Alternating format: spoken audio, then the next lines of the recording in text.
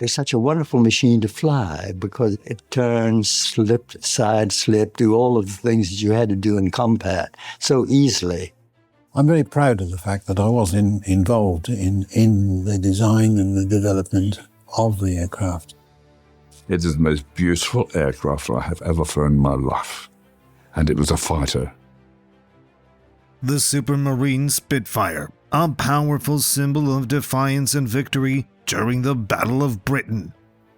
Fast, agile, and beautifully sleek, the Spitfire represented the cutting edge of RAF fighter command in its legendary fight against Hitler's Luftwaffe.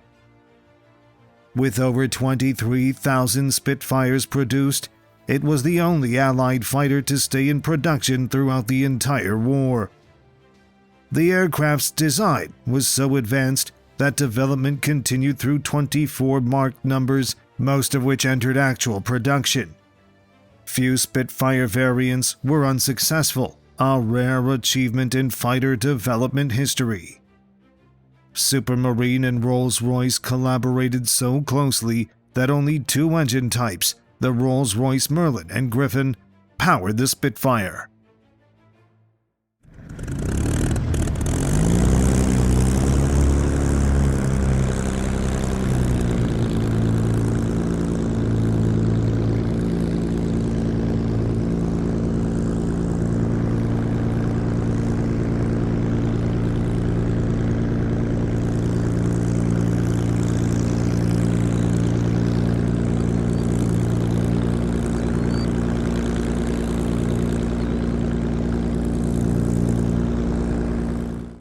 The diversity of roles the Spitfire performed during World War II exceeded all expectations.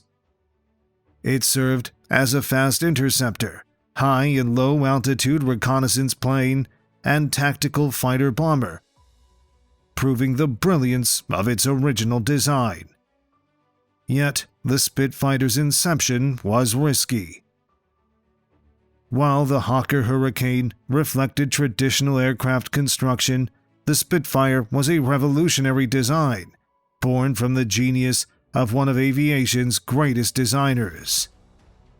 Reginald Mitchell, chief designer at Supermarine, gained fame by creating high-performance seaplanes that won the Schneider Speed Trials for Britain 3 times between 1929 and 1931. Mitchell was a brilliant designer.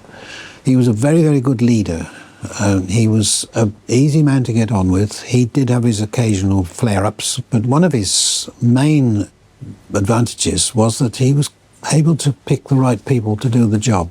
Soon after, Mitchell's S-6B Racer, the fastest of his designs, set a world record by reaching 407 miles per hour. As a man, I liked him enormously and respected him because he was tremendously fighter, drawing on his experience from the Schneider Cup races. The same specification F-730 for a new RAF fighter to replace the Bristol Bulldog, which then equipped most of Britain's air defense units.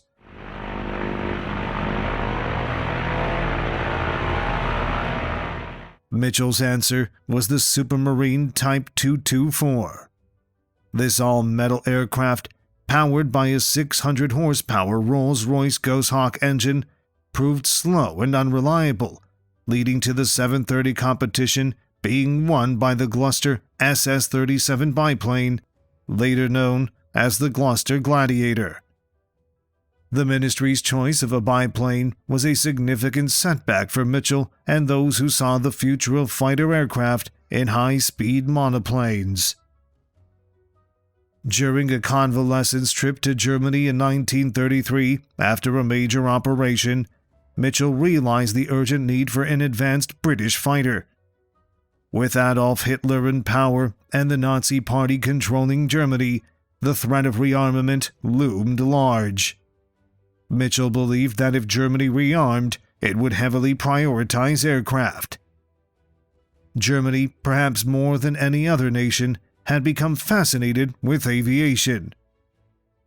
The Graf Zeppelin had flown around the world, while the massive 12-engine Dornier DOX crossed both the North and South Atlantic. German aviators were celebrated as symbols of a national revival. The number of trained German airmen was increasing rapidly. 50,000 young Germans were members of gliding clubs, and Lufthansa, the state airline, was heavily subsidized. Its domestic services alone surpassed the global operations of all British and French airlines combined. Mitchell concluded that German rearmament would produce the most formidable air force in Europe. Conversations with young German aviators convinced him that Adolf Hitler would inevitably lead the country to war. For Mitchell, this realization sparked a relentless determination. Upon returning home, despite medical advice, he immediately returned to his drawing board. Every ounce of Mitchell's energy was now dedicated to creating a new fighter aircraft. He based his design around a highly promising engine being developed by Rolls-Royce. Derived from the R-series engines of the Schneider racers, the 1,025 horsepower PV-12, later renamed the Merlin, was central to Mitchell's plan. He started to design an aircraft to his own ideas, which had 8 guns firing forward. It had an enclosed cockpit, retractable undercarriage, and all of the produced something with a very high speed. He had also introduced the concept of stressed skin construction, where in fact instead of just making a structure which was self-supporting of its own and then putting plating on it, the external plating actually took some of the stress as well. And that lesson was carried on into the design of what became the Spitfire. His prototype fighter K5054 was completed well before Rolls-Royce resolved several cooling system issues. However, on March 5, 1936, K5054 made its maiden flight. Recruiting office and said I wanted to be a pilot. And he said, well, you can't volunteer to be a pilot. He said, you can volunteer to be aircrew. He said, and if you're good enough, you might become a pilot. So I said, all right, I'll volunteer for aircrew. So he said, right, well, what's your name and address and what did your father do and what's your job? So I said, well, I work at Supermarine.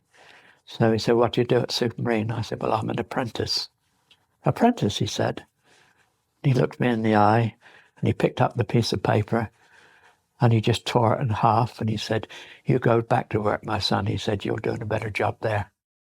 Since 1934, the British Air Ministry had been alarmed by intelligence reports indicating Germany was secretly building an air force with a planned strength of 4,000 aircraft.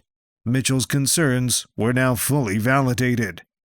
In response to the growing threat, the RAF initiated a series of rearmament programs. Luckily for Britain, key RAF leaders emerged who believed that, with enough fighters, the German threat, particularly from its fast monoplane bombers, could be neutralized. One such figure was Air Marshal Sir Hugh Dowding, newly appointed as Air Member for Supply and Research, Mitchell's Spitfire. One of the key requirements of the new specification, which would make Britain's next generation of fighters formidable, was that the aircraft be equipped with 8 wing-mounted machine guns. Initially, the Spitfire's stressed metal wing design posed significant manufacturing challenges. The complex techniques and specialized tools needed led to delays, but the end result was more than worth the effort.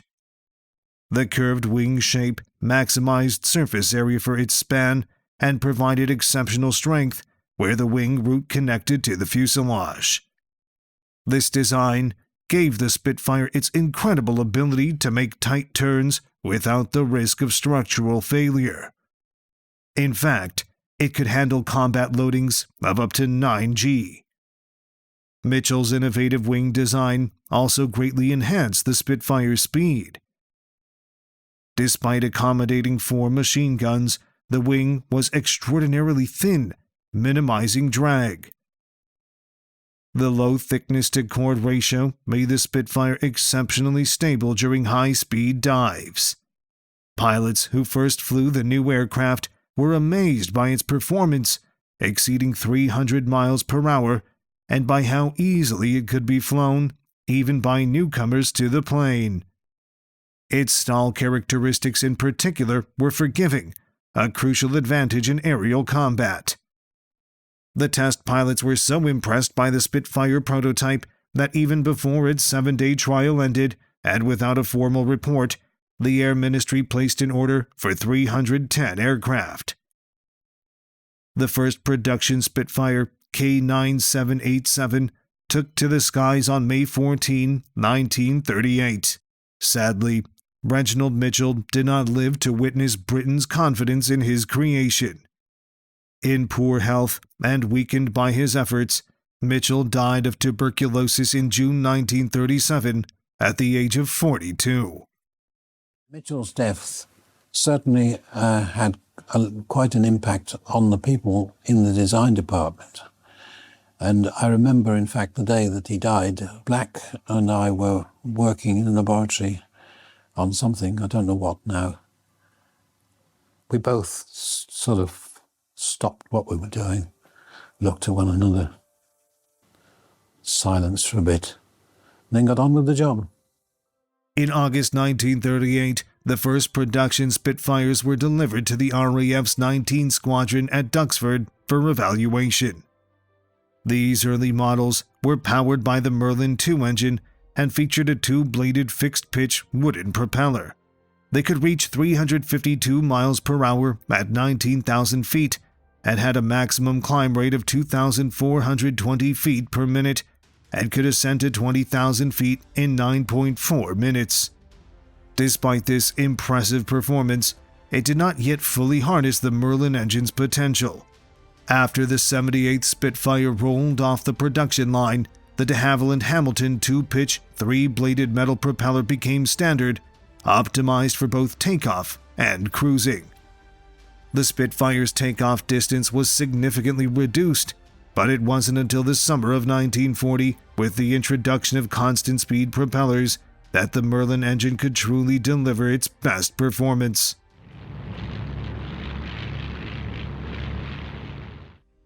To accommodate the constant-speed propeller from the 175th Spitfire onwards, a modified engine, the Merlin III, was installed. In 1938, despite the boost of British rearmament following the Munich crisis, Spitfire production remained disappointingly low. Only 3 squadrons were equipped with the new fighter that year. Even with larger numbers of the slower but easier to produce Hurricane, Britain had only a fraction of the fighter force needed for sufficient home defense. That minimum fighter force was based on the assumption that Fighter Command would need to maintain continuous standing patrols during any conflict. However, standing patrols might not be necessary. Although still in its infancy, radar promised to revolutionize air defense. Air Chief Marshal Sir Hugh Dowding, now head of Fighter Command, played a pivotal role in establishing Britain's radar defense network. The backbone of Dowding's system was a series of radar stations known as Chain Home, capable of detecting enemy aircraft approaching the British coast from 40 miles away. However, exercises revealed that Chain Home could not detect low-flying aircraft. To address this, a second network called Chain Home Low was established, capable of detecting aircraft flying just above sea level from a distance of 30 miles. Together, these networks formed the world's first air defense radar system. Dowding's challenge was converting radar detections into actionable intelligence for directing Spitfires and Hurricanes. To solve this, he created filter centers tasked with distinguishing friendly aircraft from enemy ones. By taking cross bearings from 2 nearby stations, they can estimate the course of incoming intruders. Radar operators and plotters, often members of the Women's Auxiliary Air Force, became highly skilled at estimating target ranges, bearings, altitudes, and even numbers. Interceptions were controlled from plotting rooms at sector, group, and fighter command levels. Since the radar defense network couldn't track enemy aircraft once they crossed the British coast and moved inland, tens of thousands of observers were trained to report sightings of enemy aircraft in their sectors. This information was then relayed to Observer Corps headquarters at the appropriate filter center. Dowding's aim in designing such a complex detection and plotting system was to maximize the chances that every Spitfire and Hurricane sent into the air would intercept the enemy. All flights would be directly combat-related. His defensive network was completed just in time. On September 1st, 1939, Hitler's armies invaded Poland. As the Luftwaffe struck the Polish Air Force, destroying most of its fighters on the ground, and German bombers crippled Polish communications, it became evident that this was a new kind of warfare.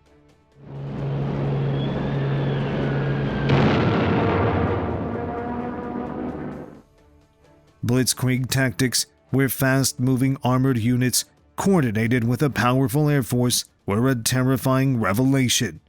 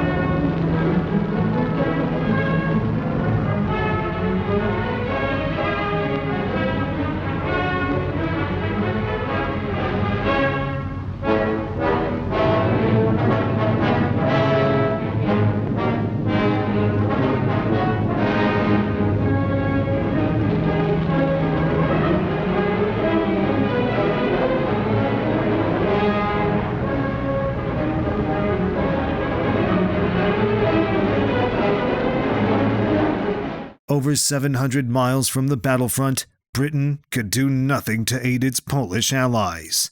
France, with the most powerful army in Europe and a shared border with Germany, was in a better position but failed to act decisively. Within weeks, Poland's defeat was inevitable.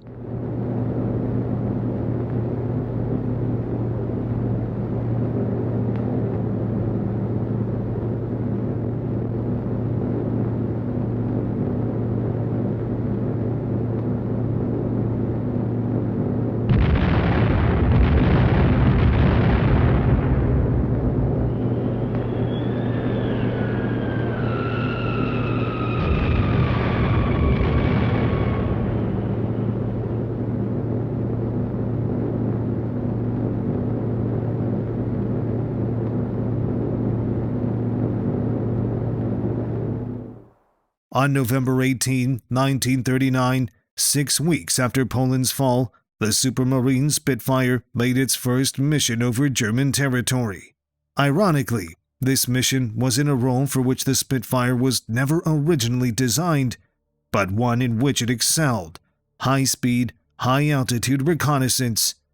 Stripped of guns and ammunition, the RAF's reconnaissance Spitfires could soar to 35,000 feet, well beyond the reach of German flak, and fly faster than any enemy fighter. They swiftly transformed British photographic intelligence operations. By the end of 1939, in just 15 sorties, 2 Spitfires had covered 5,000 square miles of enemy territory without any losses. This marked the beginning of the Spitfire's distinguished career as one of the war's finest photographic reconnaissance aircraft. On May 10, 1940, the storm of Blitzkrieg struck France and the Low Countries. The offensive commenced with over 300 German bombers attacking 22 Allied airfields in northern France, Belgium, and Holland. The Belgian and Dutch air forces were obliterated on the ground, while the French faced significant damage. The next day, it was the RAF's airfields in France that came under attack. Despite facing relentless air assaults, the Hawker Hurricanes of the British Expeditionary Force's air component fought valiantly against overwhelming odds. The effect of the Hurricanes in slowing the Luftwaffe offensive was disproportionate to their numbers. However, with 1,000 Allied aircraft destroyed in just 2 days and the French Air Force retreating to relative safety in the interior, defeat seemed inevitable. After the dramatic breakthrough by German armor at Sedan, which bypassed the defenses of the Maginot Line, the ground war was effectively lost. The French government implored for additional British fighters, but Sir Hugh Dowding, aware that any further losses would render Britain's future defense a hopeless endeavor, stubbornly resisted. Events quickly proved Dowding's judgment correct. By May 20th, France had been divided in two by a powerful German armored thrust.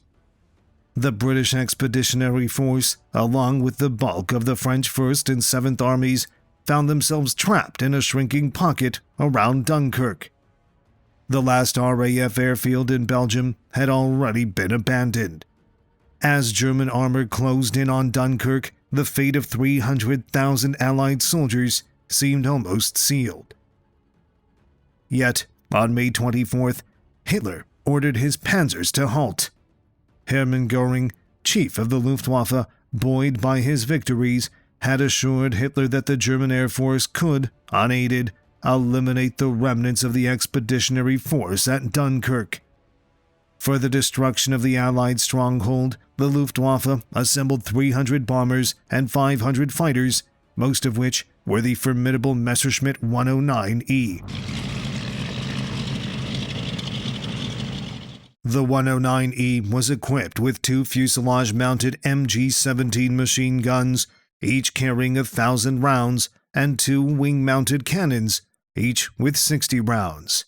Powered by the Daimler-Benz 601A engine, the 109E offered a very short takeoff and excellent climb capability. However, its performance at altitudes of 20,000 feet and higher was considerably better. Since the outbreak of the war, the Messerschmitt 109 had dominated the skies over Europe. Pilots of the 109 were convinced that wherever the aircraft engaged in combat, victory was assured. It was with this high confidence that the Luftwaffe set out to destroy the Allies at Dunkirk. What the German airmen had not foreseen was that, over the Dunkirk beaches, the Luftwaffe would encounter significant numbers of RAF Spitfires for the first time.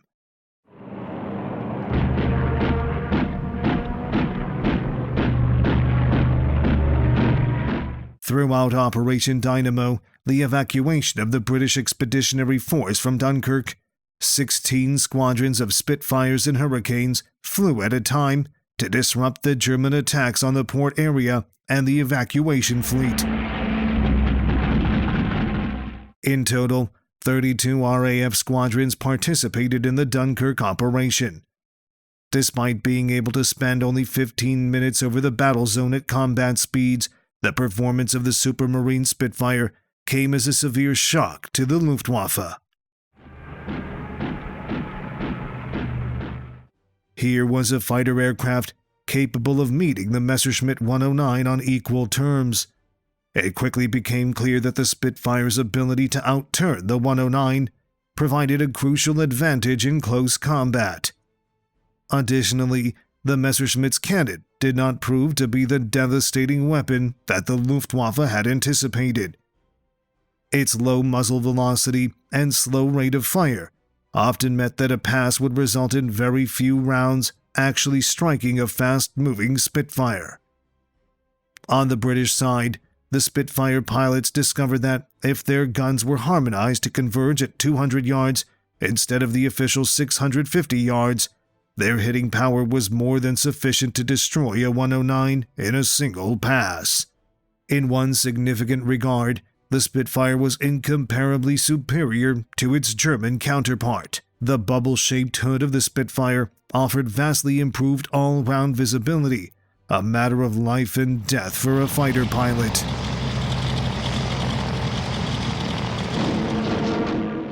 During the air battles that raged over the Dunkirk beaches, RAF fighters destroyed 132 German aircraft, delivering a devastating blow to Goering's Luftwaffe.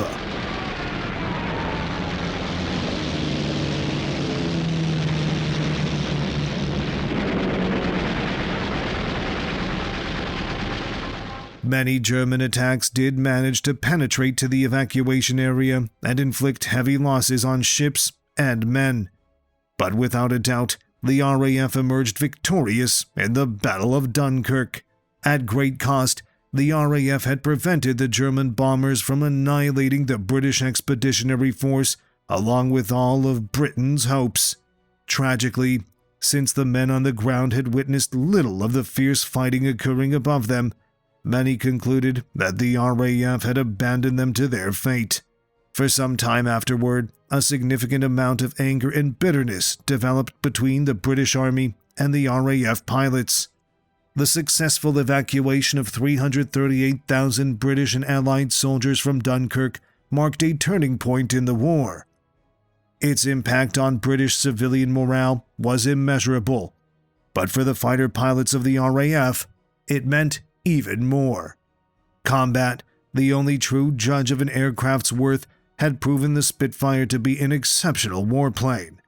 With an attempted invasion of Britain now an impending reality, survival would depend solely on the men and machines of RAF Fighter Command. Within 2 weeks of France's fall, Hitler and his generals began planning the conquest of Britain.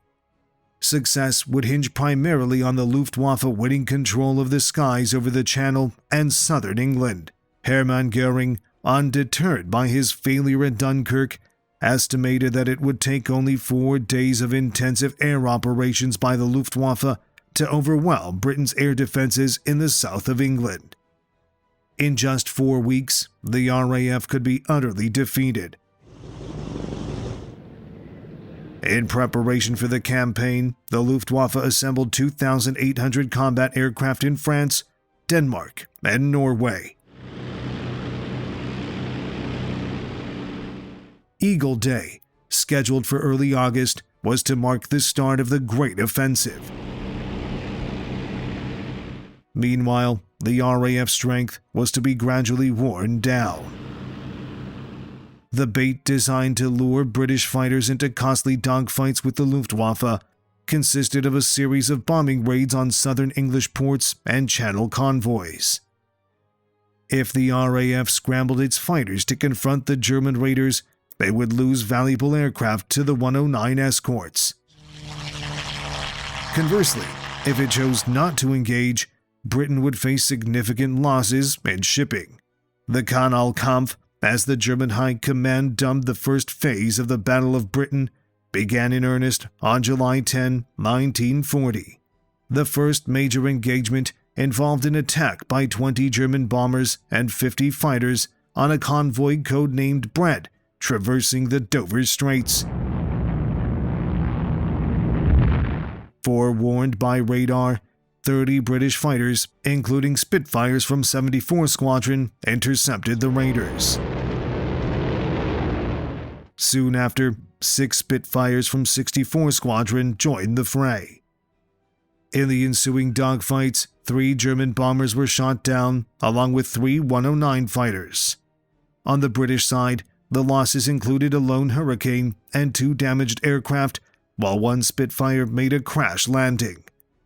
Tragically, 1 RAF pilot lost his life, and only a single ship from the convoy was sunk. For Fighter Command, the outcome of this first day's action was highly satisfactory, setting the stage for the intense battles to come. However, it became evident that adequately protecting all Channel convoys would quickly escalate costs. During the battle in France and over Dunkirk, the RAF had suffered the loss of 477 valuable fighters and nearly as many pilots. Britain now had only 19 squadrons of Spitfires and 29 squadrons of Hurricanes left. With a significant battle looming, Sir Hugh Dowding was determined to conserve his fighter resources, even if that meant allowing British ships to be sunk within sight of the English coast. This decision caused frustration among RAF pilots eager for combat, as future German attacks would be met with only a limited number of fighters. The priority was to focus on destroying German bombers while avoiding engagements with their escorts whenever possible.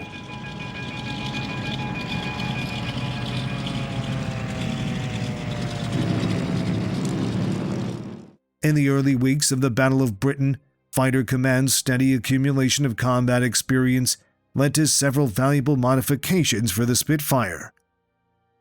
An increasing number of Spitfires were outfitted with constant speed propellers, enhancing their rate of climb and significantly reducing engine wear. The introduction of the de Wilde incendiary bullet proved to be a valuable asset for marksmanship, greatly increasing the Spitfire's hitting power. Experienced pilots favored a mix of ammunition, loading 2 guns with standard bullets, 2 with armor-piercing rounds, and 2 with incendiary rounds. Many skilled Spitfire pilots believed that using incendiary rounds made the crucial difference between merely damaging an enemy aircraft and shooting it down.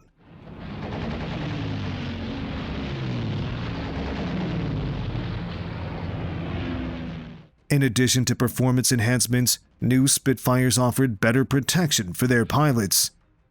All Spitfires rolling off the production lines were now equipped with armor behind the pilot's seat as standard equipment, improving their chances of survival in the increasingly perilous aerial combat of the Battle of Britain. Just before the war, bulletproof windscreens were introduced for the Spitfires, despite initial reluctance from the Air Ministry. Sir Hugh Dowding, known for his commitment to pilot safety, managed to convince the authorities by arguing that, if bulletproof glass were deemed necessary for Chicago gangsters, it certainly should be for his fighter pilots. These enhancements to the Spitfire were welcomed by the pilots, but there was growing concern about how combat situations were unfolding. The RAF's tactical doctrines, which had remained unchanged since the early 1930s, began to negate many of the Spitfire's inherent advantages. The standard RAF formation was a VIC of 3 aircraft flying in close proximity. This close formation posed a high risk of collision, preventing pilots from effectively scanning their surroundings and taking full advantage of the Spitfire's excellent visibility. As a result, the VIC formations became particularly vulnerable to surprise attacks from enemy aircraft approaching at high speeds from above.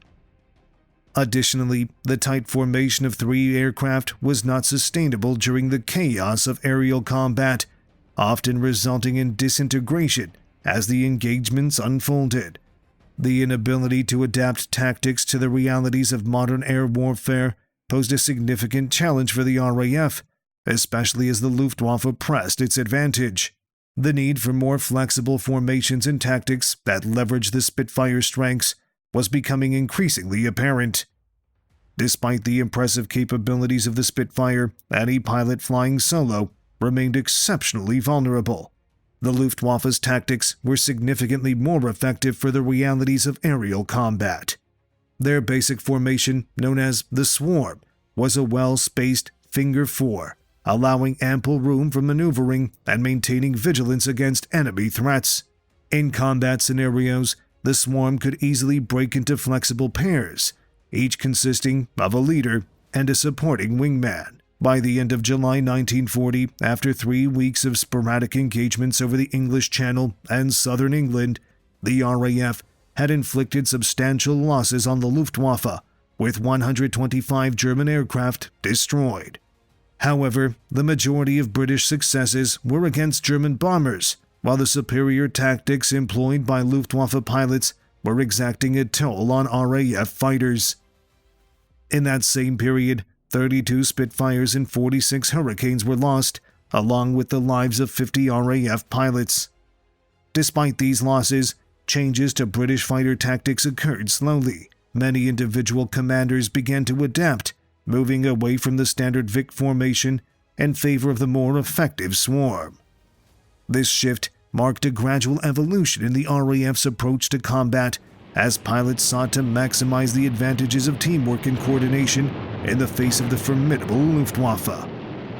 Despite the tactical shortcomings of fighter command during the early weeks of the Battle of Britain, individual pilots demonstrated remarkable skill and courage, achieving extraordinary success in their Spitfires. Many of these pilots became legendary figures within the RAF, celebrated for their bravery and impressive combat records. Flight Lieutenant Alan Deere was one such pilot, renowned for his resilience. He not only survived multiple harrowing experiences, including being shot down and executing several forced landings, but also went on to destroy 17 German aircraft during the battle. And he concluded the war as a wing commander with a total of 22 victories. Sailor Malan, a South African ace, gained fame early in the war by shooting down 6 German aircraft within just 7 days during the Battle of France. By the end of the Battle of Britain, he had added 9 more victories to his tally, earning a bar to his DFC. Malan's total kills would reach 32 by 1941, along with recognition that included the Distinguished Service Order, DSO, and bar. Robert Stanford Tuck showcased his versatility by flying both Hurricanes and Spitfires during the battle, achieving a total of 12 confirmed kills. Although he initially showed little aptitude during training, his combat performance highlighted him as an exceptional fighter pilot. By the war's conclusion, Tuck had amassed 29 victories and earned both the DSO and 2 bars to his DFC. As the summer of 1940 transitioned from July to August, the Luftwaffe's assault began to wane. This decline in attacks was attributed not only to periods of adverse weather, but also to the German Air Force consolidating its strength in preparation for a significant offensive. The Luftwaffe's assault on Britain intensified dramatically starting August 12, 1940, marking a critical turning point in the Battle of Britain. The phase began with a series of increasingly severe raids, targeting British radar stations, airfields, and aircraft factories, which were essential for the RAF's defense. Eagle Day, as Hermann Goering named August 15, saw the Luftwaffe launch an unprecedented attack, executing more than 1,790 sorties in a single day across 5 major strikes. While RAF pilots demonstrated remarkable bravery, shooting down 75 German aircraft, the cost was steep. Fighter Command lost 30 Spitfires and Hurricanes, along with 17 pilots. By August 18, the situation had become dire, with Fighter Command having lost a total of 183 aircraft in combat, plus 30 more on the ground. These losses exceeded the rate at which the RAF could replace them, leading to a precarious situation. Even more alarming was the attrition of experienced personnel. Losses among squadron and flight commanders reached critical levels, and replacement pilots were being thrust into combat with minimal training.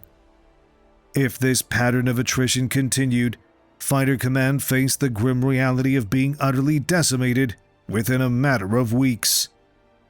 A temporary lull in operations due to bad weather offered little solace, as the Luftwaffe soon resumed its offensive with renewed vigor.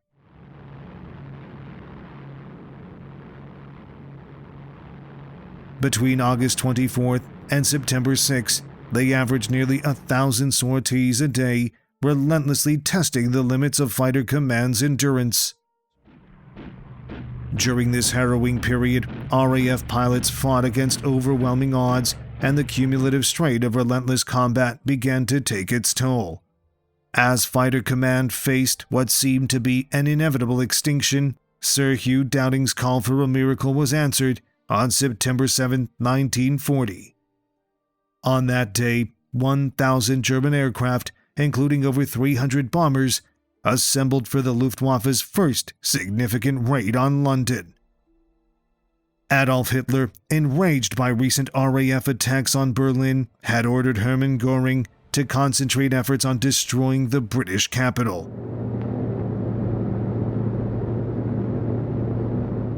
While this offensive would bring tragedy to thousands of Londoners, it ultimately became a pivotal turning point for fighter command. With the focus of the German air campaign shifting to a single, predictable target, the pressure on RAF airfields was relieved. This change allowed exhausted pilots to reduce the number of sorties they flew while still meeting the Luftwaffe in greater strength. During the second phase of the battle, from September 7 to September 15, RAF fighters could engage the German air fleets with numbers as high as 300 at a time. Luftwaffe airmen, previously confident that the RAF was down to its last 50 Spitfires, were taken aback by the British response. As the Luftwaffe's bombers faced increasing resistance, Hermann Göring, frustrated by his bombers' significant losses, ordered the Messerschmitt 109 escorts to remain close to the bombers at all times. This directive limited the fighters' ability to maneuver freely and left them vulnerable as they were unable to engage in effective dogfights. The Spitfires, with their superior agility and tight turns, were granted a crucial advantage in the ensuing skirmishes. In the 9 days culminating on September 15, the RAF achieved a significant victory, shooting down 321 German aircraft at the cost of 174 British fighters. By this time, British production of Spitfires and Hurricanes had ramped up to the extent that it was outpacing the losses sustained in combat. The implications of this decisive turn in the battle were not lost on Adolf Hitler. The Luftwaffe's failure to achieve air superiority over Britain became evident, and this realization marked a significant shift in the strategic landscape of the war. With the RAF demonstrating resilience and superiority in combat, the Battle of Britain began to turn in the favor of the British, laying the groundwork for continued resistance against the Nazi threat. The Supermarine Spitfire's legacy was solidified during and after the Battle of Britain, where it not only played a crucial role in defending Britain, but also became a symbol of resilience and determination. The Spitfire II introduced significant upgrades over its predecessor, enhancing its combat effectiveness.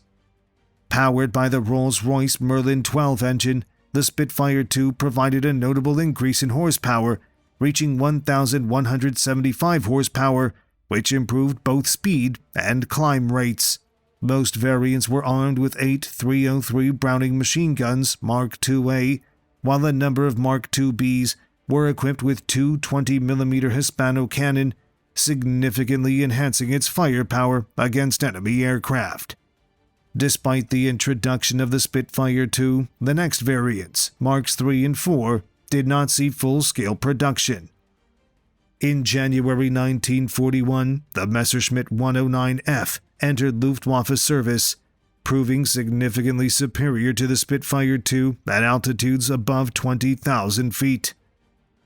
In response, Supermarine upgraded the design by fitting the Merlin 45 engine to a strengthened Spitfire 1 airframe, resulting in the creation of the Spitfire 5, which would become the most numerous of all Spitfire marks. The Spitfire 5 entered service in February 1941, boasting a top speed of 375 miles per hour and an operating ceiling of 36,500 feet. To enhance roll rate and speed at low levels, some aircraft featured clipped wingtips. By this time, the various subtypes of the Spitfire were classified based on the type of wing fitted. The A-wing configuration mounted 4 303 Browning machine guns, while the B-wing could accommodate a single 20mm Hispano cannon alongside 2 machine guns. The C-wing was the most versatile, allowing for multiple configurations. It could carry either 2 cannon, 1 cannon with 2 machine guns, with the second cannon muzzle fairing blanked off, or the original 4 machine guns. This adaptability made the Spitfire 5 a formidable adversary in the skies over Europe. This Spitfire 5 played a crucial role in turning the tide during the Battle of Malta in mid-1942. The island, positioned strategically along the Axis lines of communication between North Africa and Italy, was a prime target for German and Italian bombers. The successful defense of Malta established a vital RAF base for offensive operations against Axis airfields. From Malta, the Spitfire made its debut as a fighter bomber during the summer of 1942, with the Mark V C variant serving with great success in the Mediterranean and northern fronts throughout the war. In 1942, Allied airmen increasingly encountered the German Focke-Wulf 190, which decisively outclassed the Spitfire Mark V, the finest fighter in service at that time. Although a small number of Mark VI aircraft had been produced, it was evident that only a radically improved version of the Spitfire could effectively combat the Focke-Wulf threat. We also had to make sure that we were keeping one step ahead of the enemy. And when the Focke-Wulf 190 came around, we had to increase the maneuverability of the aircraft. We actually added power-assisted ailerons. Like the power-assisted steering you got on your motor car now, but we were doing that on airplanes long before they thought of putting them in motor cars. Supermarine's response was the introduction of the Mark 7, 8, and 9, with the Mark 9 becoming the most numerous. The Spitfire Mark 9 combined the Merlin 60 series engine with a 5C airframe, featuring a two-stage supercharger with an aftercooler. This innovation enabled the aircraft to achieve a top speed of over 400 miles per hour and a service ceiling of 44,000 feet. In 1944, many Mark 9s were upgraded with a new wing design known as the E-type, which housed a 20mm cannon and a 50 caliber machine gun. No German or Japanese aircraft could withstand the firepower of two 50 caliber machine guns, and combined with the Mark 9's exceptional performance, this made it an immensely powerful fighter. The Mark 9 Spitfire remained in production long after it had been outperformed by newer variants. By the end of the war, a total of 5,739 Mark 9s had been built. Among these, one of the most unusual was a seaplane conversion that successfully completed trials in 1943, reminiscent of the Spitfire's origins in the Schneider Cup races. However, this seaplane variant was never put into production. Following the Mark 9, the next significant development was the Mark 14, which was powered by a Rolls-Royce Griffin engine. The Griffin had been first fitted to an experimental Spitfire Mark IV in late 1941. The Mark 14 was introduced in October 1944 and featured a Griffin 65 engine rated at 2,035 horsepower, necessitating a 5-bladed propeller to harness its immense power. The Mark 14 boasted a maximum speed of 439 miles per hour and a service ceiling of 43,000 feet, making it undoubtedly the most potent Spitfire of the war. It also marked the final evolution of the Spitfire during World War II. The Spitfire Mark 18, a strengthened and upgraded variant of the Mark 14, was introduced just as the war came to an end. It represented the latest fighter development of the original Spitfire airframe. Subsequent variants, the Spitfires 21 to 24, were nearly entirely new aircraft, sharing few components with their predecessors. Even Reginald Mitchell's original wing design underwent radical changes. In March 1954, Mark 18Es flew the final offensive sorties by Spitfires in RAF service in Malaya, marking the end of a remarkable career that lasted an astonishing 16 years. This legacy stands as a testament to one of the most inspired designs in the history of military aviation.